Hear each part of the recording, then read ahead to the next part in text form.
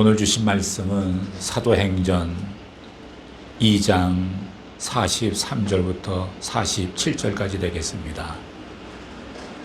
사람마다 두려워하는데 사도들로 인하여 기사와 표적이 많이 나타나니 믿는 사람이 다 함께 있어 모든 물건을 서로 통용하고 또 재산과 소유를 팔아 각 사람의 필요를 따라 나눠주고 날마다 마음을 같이하여 성전에 모이기를 힘쓰고 집에서 떡을 떼며 기쁨과 순전한 마음으로 식주를 먹고 함께 있죠. 하나님을 찬미하며 또 온 세상에게 칭송을 하더니 주께서 구원받은 사람을 날마다 더하게 하시리라. 아멘. 오늘의 말씀은 초대교회의 신앙생활이 되겠습니다. 성령이 임하실 때 나타나는 뚜렷한 현상 중에 하나는 폭발적인 전도입니다. 성령을 받은 120명이 3,000명으로 변하고 또 그 3,000명이 5,000명으로 변하지 않았습니까? 그 다음에도 아마 예수를 믿는 자들이 기하급수적으로 많이 늘어났을 텐데 성경은 그 이상 숫자에서 기록을 하지를 않았습니다. 성령을 받아 새롭게 변화된 교회의 성도들은 어떤 삶을 살았을까? 이게 궁금합니다. 왜냐하면 그들은 오랫동안 신앙생활 해온 사람들이 아닐 것입니다. 갑자기 예수를 믿고 세례를 받은 사람들인데 그들 가운데는 이방 종교와 이방 문화에 쩌들은 사람도 있지 않겠습니까? 또 어떤 사람들은 오랫동안 전통적인 유대교에 몸담았고 구약의 종교에 물들었던 사람들이었습니다. 여기에 그들의 생활을 단편적으로 묘사하고 있습니다. 42절을 자막을 보면 함께 읽어보실까요? 시작. 저희가 사도의 가르침을 받아 서로 교제하며 떡을 떼며 기도하기를 전혀 힘쓰니라. 첫째로 그들의 신앙생활은 말씀을 배우는 생활이었습니다. 성령을 체험하고 은혜를 체험한 사람들은 가장 먼저 해야 될 일이 하나님의 말씀을 배우는 일입니다. 말씀을 배우지 않으면 큰일 납니다. 자꾸 영적인 체험만 추구하고 신비주의로 자기도 모르게 흘러가면서 그런 것들을 만족시켜 줄 수 있는 집회만 찾아다닌다면 흥부는 있지만 뿌리가 없습니다. 감정은 있지만 말씀이 없는 것입니다. 말씀이란 것은 우리의 신앙생활의 뼈대와 같고 씨앗과 같습니다. 말씀은 우리 신앙생활의 뿌리와 같은 것입니다. 뿌리가 흙을 꽉 붙잡고 있어야지 되지 않겠습니까? 그처럼 신앙의 환경을 꼭 붙잡고 있어야 합니다. 그렇기 때문에 말씀이 없는 신앙생활은 물거품과 같은 것입니다. 말씀이 없는 신앙생활이라는 것은 잎만 무성한 나무와 같고 일종의 허수아비와 같습니다. 그들은 사도들로부터 말씀을 배웠습니다. 이것은 신앙의 정통성에 관한 문제입니다. 누구로부터 말씀을 배우느냐, 어디서 말씀을 배웠느냐가 굉장히 중요합니다. 성경 말씀에 빗나간 이야기가 사실은 너무 많기 때문입니다. 그렇다면 사도들은 먼저 무엇을 배웠나요?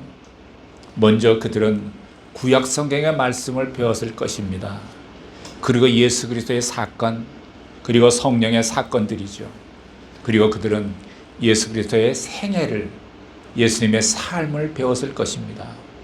우리들도 잘 배워야 합니다. 배우면 남에게 줄 것이 있습니다.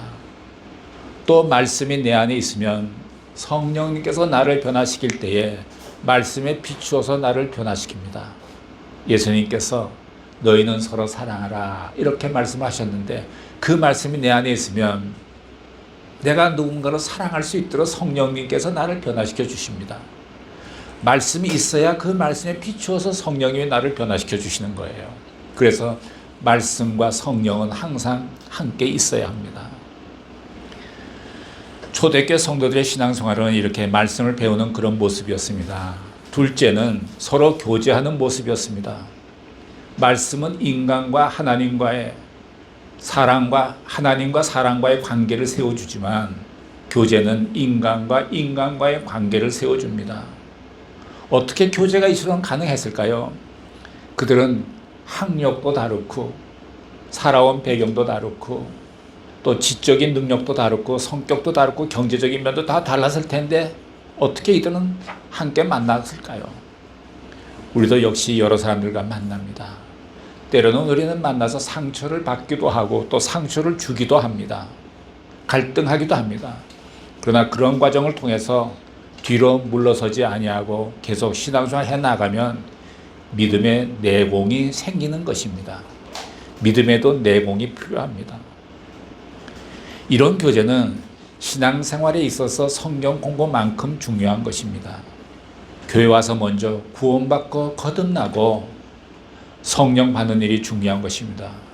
그러면서 꼭 해야 될 일이 교제권 속으로 들어가는 일입니다. 들어오지 않으면 외롭고 고독해집니다. 심지어는 불안해지기까지 합니다. 교회의 힘은 말씀에서 나옵니다. 그러나 동시에 성령의 아름다운 교제 속에서 나오는 것입니다. 셋째는 초대교회 성도들은 서로 떡을 떼었습니다. 먹는 것은 좋은 일입니다. 아름답고 정겨운 모습입니다. 이런 말이 있어요. 부부싸움을 하려면 남편을 잔뜩 먹여놓고 싸워라. 그러면 부인한테 승산이 있다. 이런 여담이 있는데 먹는 게 이렇게 중요한 거예요. 그들은 영적인 일만 말한 것이 아니라 영적인 일만 한 것이 아니라 떡을 떼고 애찬도 했습니다. 근데 요새는 애찬이 많이 변질돼서 교회 가면 어떨 때는 복잡한 모습이 아닌가 생각도 해봅니다. 어떤 이는 교회에서 먹는 일은 하지 말자 이렇게 말하면서 가난한 자를 도와야지 그렇게 먹기나 하는 교제권 필요 없다 이렇게 말하면서 교회 분위기를 삭막하게 만들기도 하지만 이것은 바르다고 볼 수는 없습니다. 교회에서 먹는 일은 배불리 먹는 것이 아니라 그냥 여기만 좀 채우는 정도로 하면 좋을 것 같고 배불리 먹는 거는 집에 가서 하는 게 좋을 것 같아요. 자, 넷째는 기도에 전념하는 모습이 있었습니다. 아마 개인 기도보다는 공동체를 위한 또 각 성도들을 위한 중보기도가 많았을 것입니다. 기도는 성도들의 생명줄입니다. 하나님의 일도 기도 위에 이루어집니다. 그들의 결론은 기도였습니다. 전심으로 기도에 힘쓰는 것이었습니다. 우리가 기도할 때는 하나님의 뜻에 따라서 기도를 해야 됩니다. 주님께서 무엇이든지 내 이름으로 구하라 그러면 이루리라 요 말만 딱 붙잡고 나가면 어떨 때 응답이 좀 어려울 때가 있어요. 우리가 요한복음 15장에 보면 예수님께서 이런 비유로 말씀하셨습니다. 나는 포도나무여 아버지는 농부다. 너희는 가지다. 가지가 나무에 붙어 있어야 진액과 영양분을 받아야 열매를 맺는다. 이런 말씀을 하셨죠. 그러면서 이어서 말씀하시기를 내 말이 너희 속에 있고 너희 안에 내가 있다면 또 내가 너 안에 있고 내가 내 안에 있다면 무엇이든지 구하라. 그러면 내가 이루리라. 이렇게 요한복음 15장에서 말씀하셨어요. 그런데 말입니다. 우리가 포도나무 가지 아닙니까? 이 포도나무 가지가 이렇게 기도하면 되겠어요. 하나님, 맛있는 복숭아가 몇 개 해주세요. 맛있는 사과가 몇 개 해주세요. 그 응답될 리가 없죠. 내가 포도나무 가지면 하나님, 맛있는 포도 열매가 열릴 수 있도록 또 이렇게 해충도 막아주시고 바람이 불어도 떨어지지 않게 해주시고 태풍이 불어오지 않게 해주시고 정말 극상품의 포도 열매가 맺어질 수 있도록 해주세요. 이렇게 기도하면 그건 가능한 기도라고요. 그래서 우리가 하나님께서 우리를 향한 뜻이 이쪽인데 우리는 이쪽을 향한 기도를 안 하고 딴 걸 자꾸 기도하면 응답받기가 어렵죠. 그래서 우리는 하나님의 뜻에 따라 기도하는 그런 모습이 있어야 될 것입니다. 자, 이러한 교회의 생활 양식은 당시 사람들에게 신선한 충격이었습니다. 지금 우리들은 성경을 보기 때문에 다 미리 알고 있지만 초기 그리스도인들은 처음 경험하는 거 아닙니까? 모든 것이 얼마나 충격을 받았겠습니까? 우리는 세상에서 너무나 피곤하고 이기적이고 허무한 교제들을 많이 했기 때문에 그것과는 전혀 질이 다른 새로운 영적인 공동체를 교회 안에서 경험할 수 있게 되는 것입니다. 이러한 성도들의 아름다운 모습을 갖추게 되었을 때 사람들은 어떤 반응을 보였습니까? 43절을 보시기 바랍니다. 43절 시작. 사람마다 두려워하는데 사도들로 인하여 기사와 표적이 많이 나타나니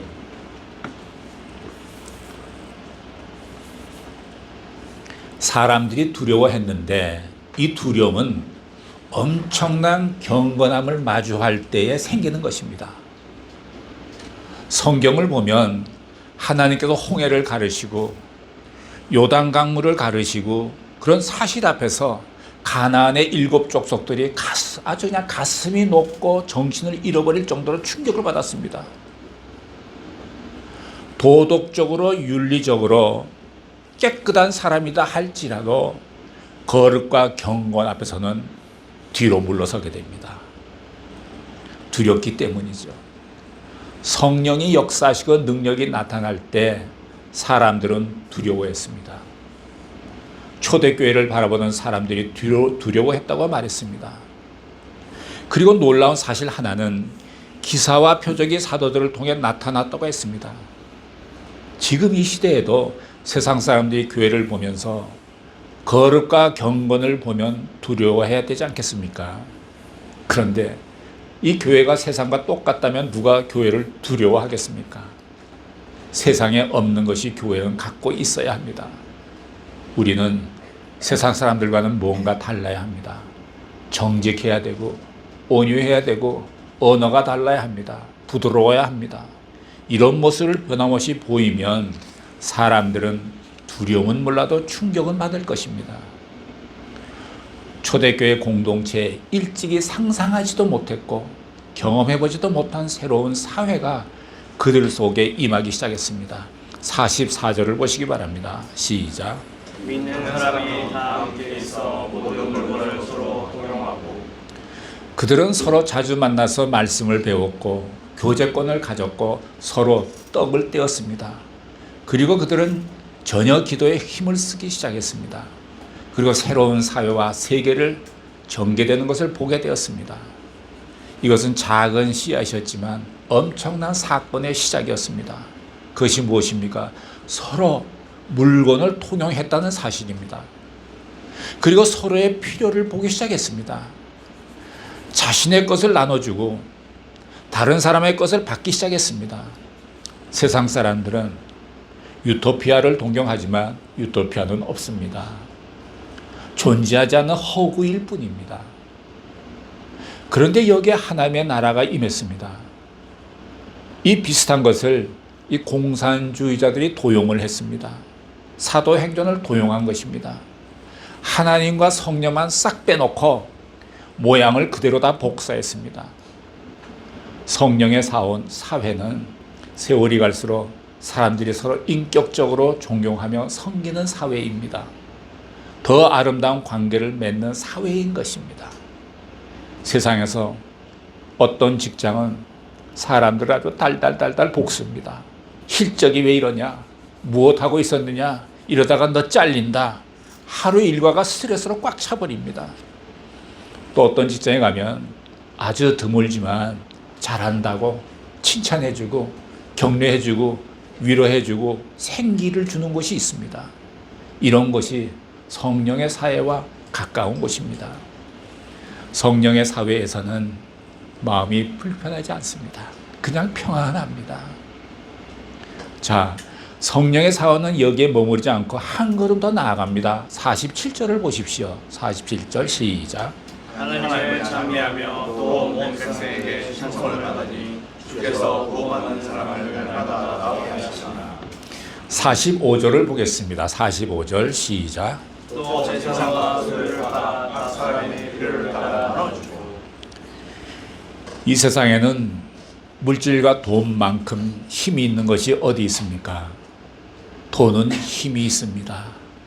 사랑조차도 돈이 있어야 사랑을 책임져 준다 이렇게 말하기도 합니다. 여기 두 가지 단어가 나오죠. 재산이라는 말과 소유라는 말입니다. 돈이나 물질에는 보통 만족이 없습니다. 재산 상속을 받았는데 형제들이 피 터지게 싸우는 모습을 많이 봅니다. 평생 동안 충분히 먹고 살만한데도 평생 원수로 여기며 살아갑니다. 한 줌의 흙으로 돌아갈 인생이건만 저에게는 그들이 싸우는 소리가 이렇게 들릴 것 같아요. 사람 살려 하는 것 같이 들려와요. 그 영혼이 그렇게 외치고 있는 듯해요. 그리고 소유란 무엇입니까? 사람은 끊임없이 소유의 노예입니다. 세상의 모든 것을 자기 손아귀에 쥐고 싶은 것이 바로 죄인된 인간의 모습입니다. 그런데 성령이 임하면 어떻게 됩니까? 소유가 인생의 최고의 축복이라고 알고 있던 사람이 그 소유를 내려놓게 됩니다. 포기하게 됩니다. 진짜 하나님의 나라는 성령의 감동으로 자기 소유를 나누는 것입니다. 이것이 초대교회에 나타난 성령사회, 나눔의 사회, 하나님이 보여주시는 이상사회인 것입니다. 내 것을 조금씩이라도 나눠보면 하늘로부터 오는 기쁨이 있습니다. 마음이 뿌듯하고 여유가 생기고 넉넉해집니다. 가난하고 어려운 자들에게 나누게 되면 그것은 내가 하늘의 보화를 쌓는 일이 될 것입니다. 나누는 훈련을 해보십시오. 언젠가 나도 모르게 내 안에 물욕이 사라져간 것을 여러분들은 깨닫게 될 것입니다. 현대 교회들 중에 나누는 교회도 있지만 많은 교회가 나누기보다는 자신들을 위해서 물질을 사용하고 있지 않습니까? 어느 성도가 집을 2채를 소유하고 있었는데 나는 집 1채만 있어도 된다. 그 1채를 선교사들이 국내 오시면 사용하시라고 교회에 내놓았답니다. 그걸 누가 시켰겠어요? 광녀된 것도 아닙니다. 자기 스스로 그렇게 한 것입니다. 이것이 하나님의 나라입니다. 하늘의 보화를 쌓는 일입니다. 성령이 임하시고 성령의 감동을 받게 되면 우리는 눈을 뜨게 됩니다. 나에 대해서, 세상에 대해서, 하나님에 대해서 눈을 뜨게 되는 것입니다. 모든 것이 하나님께로부터 왔으니 모든 것이 하나님의 것입니다 라는 생각이 듭니다. 내 시간도, 내 인생도, 내 재능도, 나의 삶 전부도 내 것이 아니라는 것입니다. 이것이 우리가 여기서 발견하는 초대교회의 모습인 것입니다. 우리는 초대교회의 모습을 통해서 하나님의 축복의 생활이 임재한다는 사실을 46절에서 보게 됩니다. 아까 읽었는데 한 번 더 읽죠. 46절 시작. 날마다 마음을 같이하여 성전에 모이기를 힘쓰고 집에서 떡을 떼며 기쁨과 순전한 마음으로 음식을 먹고. 이들은 날마다 모였다고 합니다. 얼마나 좋으면 매일 모였을까요? 매일 말씀 공부가 있으면 은혜가 되니까 사람들이 달려옵니다. 교제하죠. 식사도 같이 나누죠. 함께 기도하죠. 얼마나 좋아요. 축복이죠.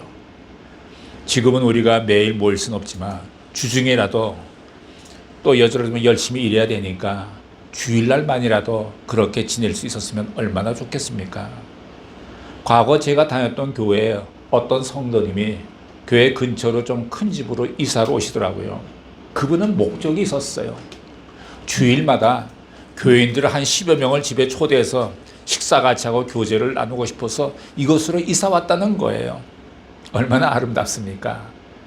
이것이 예수 믿는 삶의 풍성한 은혜인 것입니다. 초대교회 사람들은 그러면 언제 일하나? 매일 교회에 모이지만 뭐 저녁 시간에 모일 수도 있었을 것이고 아침 이른 시간에 모였을 수도 있었겠고 그리고 낮 시간에는 일하지 않았겠습니까? 잠깐 낮에 일해도 거기에 하나님의 은혜가 임하면 풍성해집니다.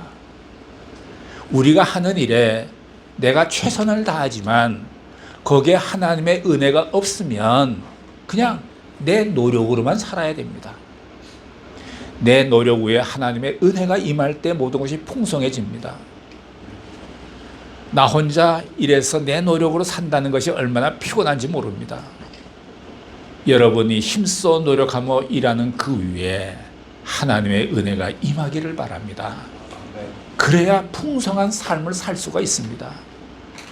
우리가 아무리 계산을 두드려봤자 하나님의 은혜가 없으면 피곤할 뿐입니다.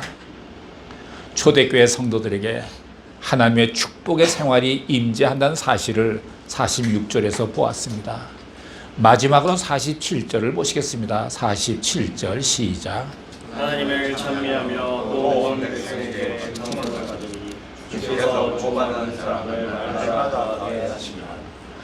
그들은 또한 하나님을 찬미했습니다. 그들의 삶은 찬양이었습니다. 기쁘지 않으면 찬양할 수가 없습니다. 그들은 찬양으로 하나님께 영광을 돌렸습니다. 그들은 온 백성들로부터 칭찬과 존경과 사랑을 받았습니다.